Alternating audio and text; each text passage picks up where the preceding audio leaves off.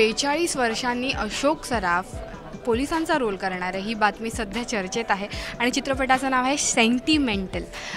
अशोक मामा, सेंटिमेंटल चित्रपटामध्ये तुम्ही जसा चर्चेचा विषय आहे तसा 42 वर्षांनी पोलिसांची भूमिका करताय.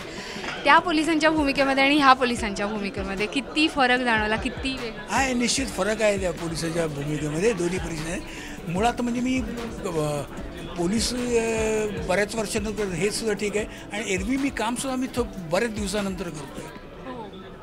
पण ह्याच्याबरोबर फरक असा आहे की तो एक पोलीस म्हणजे त्याची जातच वेगळी होती. म्हणजे ज्यावेळेला पोलीस निळे कपडे घालत होते त्यावेळेचे तो पोलीस होता, हे खाकी कपडे घालतात त्यावेळेचा हा पोलीस आहे. या दोघांमध्ये दोघांच्या बिहेवियरमध्ये सुद्धा फरक आहे. तो पहिला होता स्वार्थी आणि लाच खाऊ, नकळत लोकांना कसे पैसे काढायचे लोकांकडून कशा वस्तू काढायच्या ह्याच्यात तो अगदी पारंगत. आणि हा जो आहे हा अगदी देवबळ साधा संत माणूस. हा म्हणजे त्याला स्वतःला ह्याच्याबद्दल म्हणजे जे कल्प्रिट आहेत लोक म्हणजे गुन्हेगार आहेत त्याच्याबद्दल भयंकर वाईट वाटत असतं, कणव असतं त्यांचं नेहमी चांगलं. त्यांच्याबद्दल तो अगदी खात्रीपूर्वक असतो हे करत असतो की त्याला जरी तुम्ही मोकळा सोडला तरी तो पळून नाही जाणार रे, कारण तो माणूस चांगला आहे. असं लोकांबद्दल म्हणजे गुन्हेगाराबद्दल सुद्धा याचं चांगलं मत आहे. अशा प्रकारचा हा पोलीस आहे, साधा सरळ.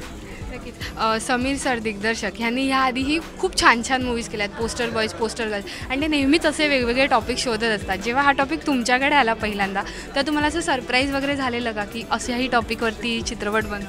हां, त्याचं हेतू मला जेव्हा कळलं तेव्हा म्हटलं काय हरकत नाही, कारण का त्याचा सरळ हेतू होता की पोलिसांवर होणारे अत्याचार आणि पोलिसांची होणारी ससेहोलपट जी चाललेली आहे, ज्या पद्धतीनं त्यांना वावरावं लागतं आहे, ज्या पद्धतीने त्यांना प्रसंगांना तोंड द्यावं लागतं आहे आणि तरी देखील ठामपणे उभं राहून त्यांची ड्युटी त्यांना करावी लागते, ह्याच्यावर काहीतरी भाष्य करणारे पाहिजे होतं आणि ते त्यांनी केले. ही गोष्ट मला अतिशय आवडली म्हणून मी ते लगेच त्याला हो म्हटलं करतो. सर, या चित्रपटामध्ये एक भाग जो आहे तो बिहारमध्ये घडतो आहे. जसं आजकालच्या बॉलिवूडमध्ये हा भाग किंवा ते गाणे हे फार महत्त्वाचं झालेलं आहे, म्हणजे तिथे ते घडतं, तर तेही या गाण्यामध्ये आहे. तिथे तुम्ही सर्वजण पाहायला मिळतात, तर तो पार्ट शूट करताना किती मजा आली?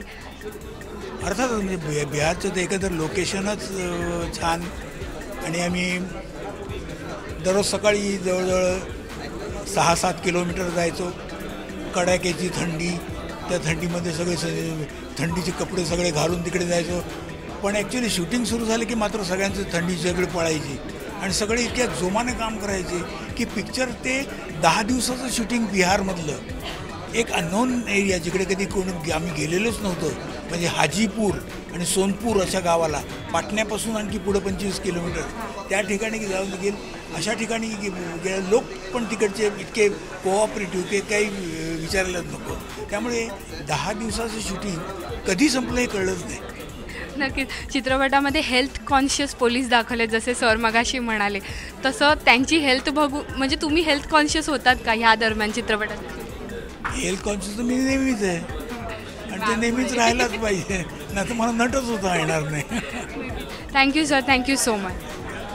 कॅमेरामॅन फैजानसोबत श्वेतांबरा सावंत, मराठी शोबत.